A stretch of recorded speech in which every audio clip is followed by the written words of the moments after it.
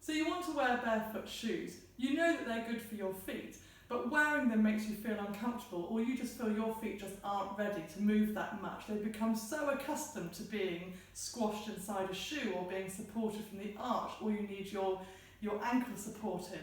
Signs of this will be that perhaps you have a bunion out of the side of the knuckle of your big toe, or you have calluses on your little toe, or you have fallen arches, or you have ankles that have fallen in. Perhaps you get plantar fasciitus, so pain in the heel or the ball of the foot, where the fascial tissue of your foot hasn't moved very much over a long time, so now it's got really stiff and tight. Other signs of finding it difficult to move into a barefoot shoe would just be that when you're in a barefoot shoe, your calves really ache. So the muscles in your calf have adapted so well to a heeled shoe that they've actually changed length. So I'm going to show you a few ways that you can start to mobilise your feet and get them ready to go back to how they were before the shoe took all their movement away. And one basic one is to get your weight back off the balls of your feet and off the toes. So you need to just get your hips back. A lot of us stand forward, all the weight on our balls of our feet and our toes, very little on our heels. You back up your weight and your toes can lift from the ground. You're using the balls of your feet, but most of your weight is centering down your heels. So you need to practice that. Spend minutes of the day just trying to be even on both feet, weight in your heels. Another one to practice would be the calf stretch.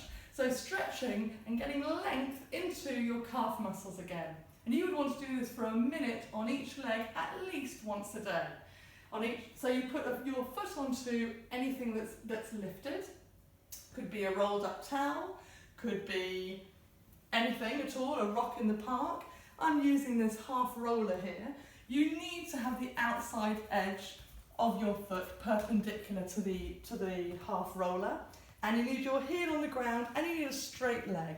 You bring your hip forward to make the stretch and you stay here for at least a minute. Let that length get back into the muscle. And then you change onto the other leg. Calf stretch we all need. The other thing that you'd need is to get length into the top of the leg, the hamstring. So this is a hamstring stretch that I like. You put your leg onto something that's lower than your hips. It could even be lower than that. It doesn't need to be very high. Make sure your other foot is turned towards the raised item so that your hips are lined up perpendicular to that leg. Flex your foot, turn the toe out, turn the whole foot out so you've swiveled the whole thigh out, and then you just drop forward and you hold it there. There's a stretch there from behind the knee all the way up over the buttocks, and this at least a minute on each leg. So those two get length into the back of the legs. Now let's look at the feet. A good foot stretch that eradicates the squashing in that shoes have done to the toes is the top of the foot stretch. You put a foot behind you, toes tucked under, keep your hips square to each leg, keep your feet lined up, and then press that foot into the floor. It's the knuckles of the big toe that I'm concentrating on keeping down. And again, a minute on each foot. Another one would be to hug a ball with your foot. You put a tennis ball, a bouncy ball, any sort of ball, golf ball as well, painful because it's very hard but it will work, underneath the ball of your foot, heel down, and then grab it with your foot. You're hugging it as if your foot were a hand and it's holding onto the ball. So you're letting all your toes hug over it.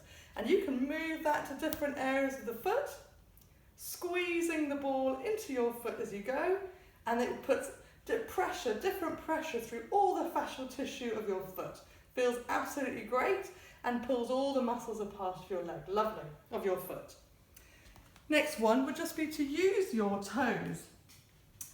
Line your feet up, lift up all your toes, and then individually try to move each toe. So you can see I've got some work to go here. I'm trying to move only my big toes. Not really working that well, but they're trying. Then let's hold all your toes up and try and move only your little toes.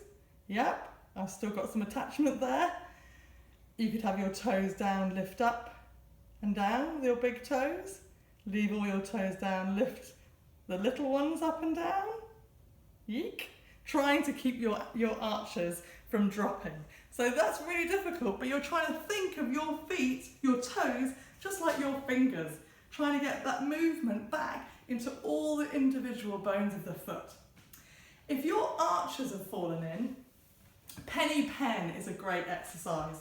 You put a penny underneath the joint of the big toe. It can be any coin, of course, doesn't need to be a penny. So that goes underneath there and you're going to squash it down with the joint of the big toe, all the toes on the ground. Then you put a pen, obviously the fatter the pen the harder this will be, underneath the arch, and then stand lining your feet up. Keep squashing that coin without touching the pen. So this lets all the muscles of the arch redevelop themselves if they've fallen down. You might work with the pen starting here and then slowly bring it in over weeks. Again, you want to hold this for a minute on each foot. Trying to get as much lift down to the arch as you can and as much squeeze down into the penny.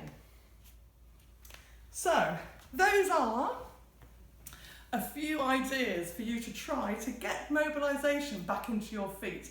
I'm going to do some of these in more detail on my website very soon, so you can come and have a look at those. But please feel free to give any comments as well and ask any questions about them. So also have a look at ideas for barefoot shoes that I put on my page, and also why we bother with barefoot shoes. What's all the fuss about?